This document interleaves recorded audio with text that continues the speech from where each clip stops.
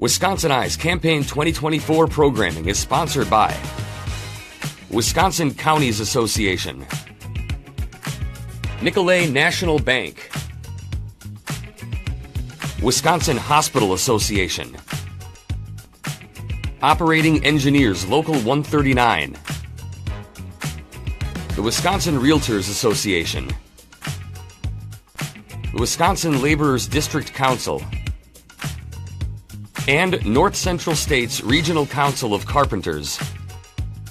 To support programs like this, please consider a tax-deductible donation at wiseye.org/donate or by texting WisCI to 44321.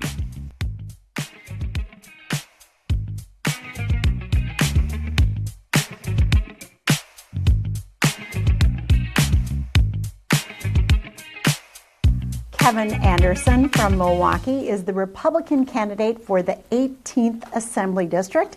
The election is November 5th. Kevin Anderson, welcome to WisconsinEye. Thank you for having me.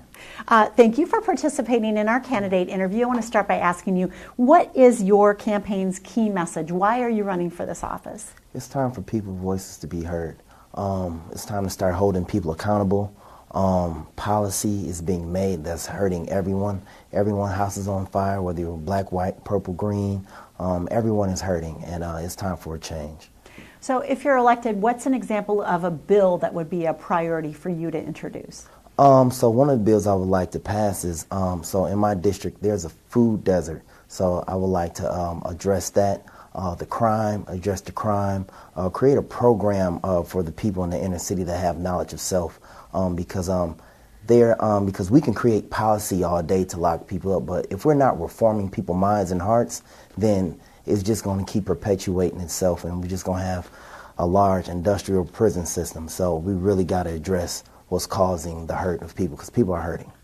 So if you're elected, you'll be entering the legislature during a biennial budget year. Wisconsin's projected to have more than a $3 billion surplus. What would be your top two priorities for the use of that state surplus? I will create something for the youth. So, like, for example, there's a shortage on plumbers and electricians. What I would like to do, because by us getting older, we're not going to be able to bend over and pick things up. So I would like to invest in the youth and show them that we care and give them ways to provide for their families. So create a system where our plumbers can come in and educate the youth on these skills, on how to maintain their homes in our homes once we get older. There's a lot of proposals for use of that surplus for tax reform or tax cuts. Is that a part of your platform at all?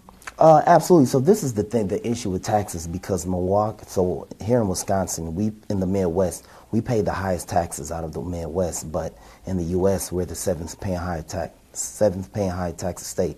So what I would do, if we were to raise the taxes, I would pay out whatever we have to pay out and then cut the taxes off, because what happens is you just have people paying off taxes, steady paying and paying, and the job is complete, and I don't think that's right. Cut taxes for everyone, or is there a certain group of people that would have a tax cut? Everyone would get tax cut, and then whenever it's time to create something again, we'll begin to tax again. But once the job is completed, stop taxing people, because right now people are being taxed out of existence, not only their homes, but out of existence. K-12 education is a leading issue for many voters. What's your campaign's top priority for K-12 education? Choice, putting the child first, and giving the parents choice to send their children to school wherever they like to. Private school vouchers, you mean? Yes. Correct. So do you want to expand that system? Absolutely. I'll be open to that, absolutely. Higher education. What does the future of Wisconsin's higher education system look like to you? 2-year colleges, 4-year colleges, technical colleges? What should the legislature focus on in that system? Well, right now our colleges are failing. The enrollment all over is low. So I will focus on sending our students to school, our children to school for things that they're actually going to use. Stop waiting until they're a senior in high school. Start addressing things that the elite, what they do is they invest in their children around the 6th and 7th grade and figure out what their child is going to do. So start addressing it more early. and stop waiting last minute. Does the higher education system need more funding, or what changes should happen in that system specifically? When it comes to higher education, do they need more funding? If need be, but I would say what it comes down to is we really learn what the child wants to do, and then we can move from there, because we can just dump money into something all day, but we have to come up with a plan within our homes first and then move from there. What do you see as the state's largest workforce development challenge, and how would you propose to address it? Well, here in Milwaukee, we have one of the highest unemployment rates with the most well-bodied men. So what I would say is start to bring some of those factories back, because there's a misnomer that all the factory jobs left. That's not true. They moved to the outskirts of Milwaukee. And the issue is the people that build them, they can't even get to them. So they have an issue with hiring. So what I would do is I would bring those factories back to the inner city to address the unemployment. Another workforce question. Investments in public and energy infrastructure grow our state's economy. These investments also provide an opportunity to invest in our state's workforce. But currently, there are no requirements for hiring local workers. Would you support a state resident hiring requirement for state, local, and utility scale infrastructure investments? Absolutely, because that's taxation without representation. You tax me for a service that I'm not getting. You know, and you just create turmoil and inner city conflict, and absolutely. Hire state and local people? Yes.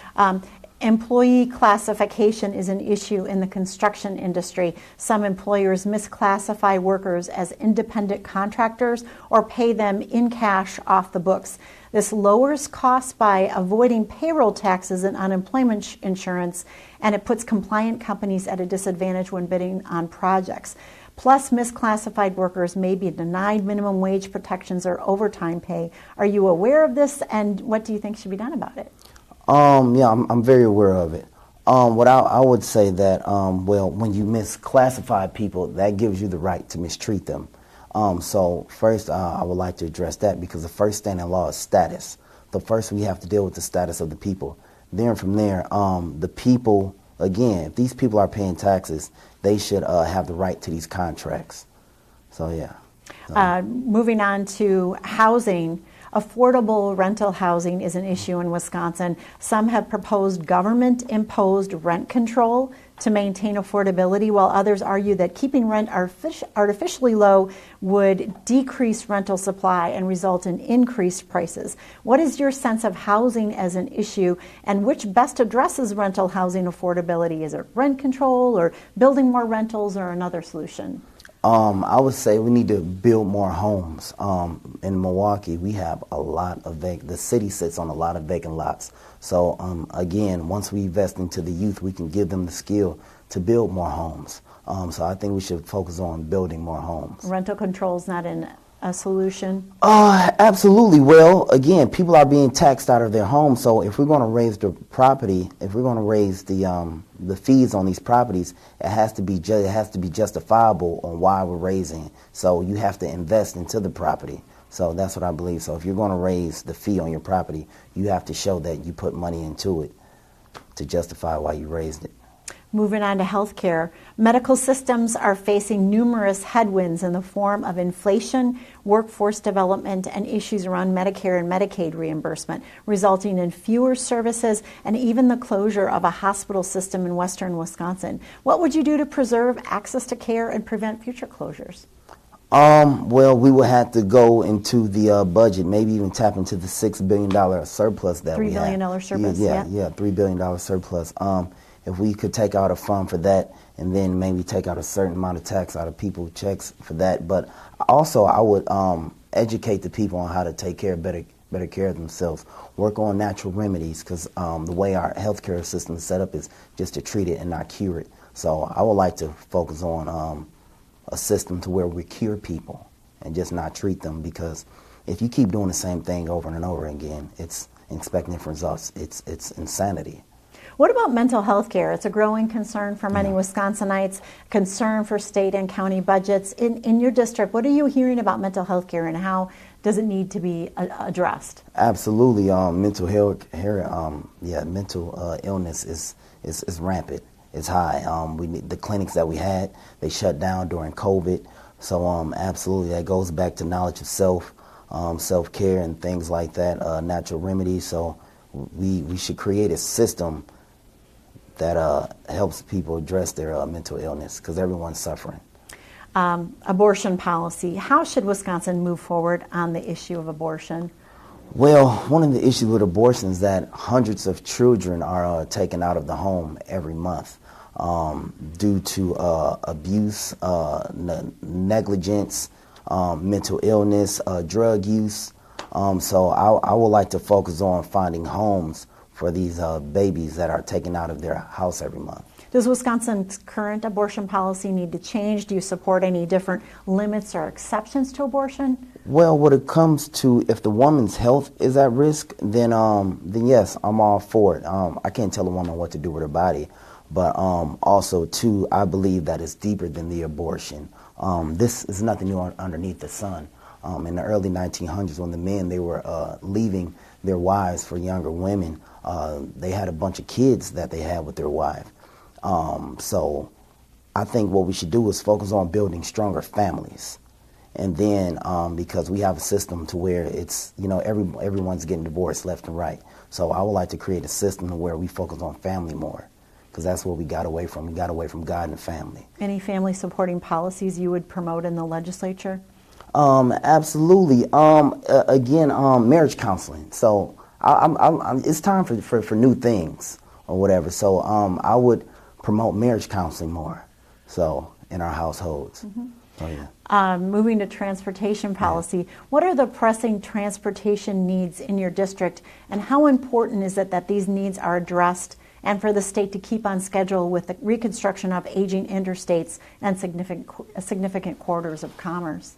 So with the so one of the issues that people complain about is them not feeling safe while they're getting transportation, and then the routes that are being taken. So I would like to sit down and look at how we have it set up. So you're talking about public transportation? Yeah, public transportation, yeah. So is there a need for more funding or expansion of public transportation then? Workers, I know for a fact that the workers that they have are overworked. So looking to getting more workers, because there's a shortage on bus drivers. So create a system. So actually one of the ideas I have is create a non-violent work program for felons, and to get time taken off, give them a work program to where they could take on these jobs that need to be filled in. PFAS and other water contaminants are a concern for a growing number of Wisconsinites. Do you see this as an issue, and how would you propose addressing it? Absolutely. So one of the special things about here in Milwaukee, our lake, we have one of the cleanest lakes in the U.S. So educate the people on what not to flush down their sewage, and work on things like just educating the people. More education? Yeah. Last two questions for you today. How would you describe the leading differences between you and your opponent in this race? Well, for me, I live in my district in the inner city. I'm not on the outskirts of it. I'm more accessible. And then, two, I'm a man of the community, and I'm really here to give the people a voice. So. Final question. So if you're elected and you have a magic wand you can use in the Capitol to solve any one issue in a way that brings people together, what would that issue be? To give grace to one another and start to hold the people accountable that's really causing injury to the community. Because what happens is that when a policy is passed, it causes turmoil within the inner city. And the person that's causing the injury and the pain, they walk away scot-free. And then the two people that's dealing with the problem, they're confused. And they don't know who to blame, and everyone else goes on about their life. So just start holding people accountable to keep it playing. It's time to start holding people accountable, including myself. If I say I'm going to do something, hold me to that. And it's time to start voting people out of office. Yeah. Well, thank you, Kevin Anderson of Milwaukee, the Republican candidate in the 18th Assembly District. The election is November 5th. Kevin Anderson, thank you for talking with WisconsinEye. All right, thank you for having me. This programming is brought to you by our generous sponsors. Thank you for watching.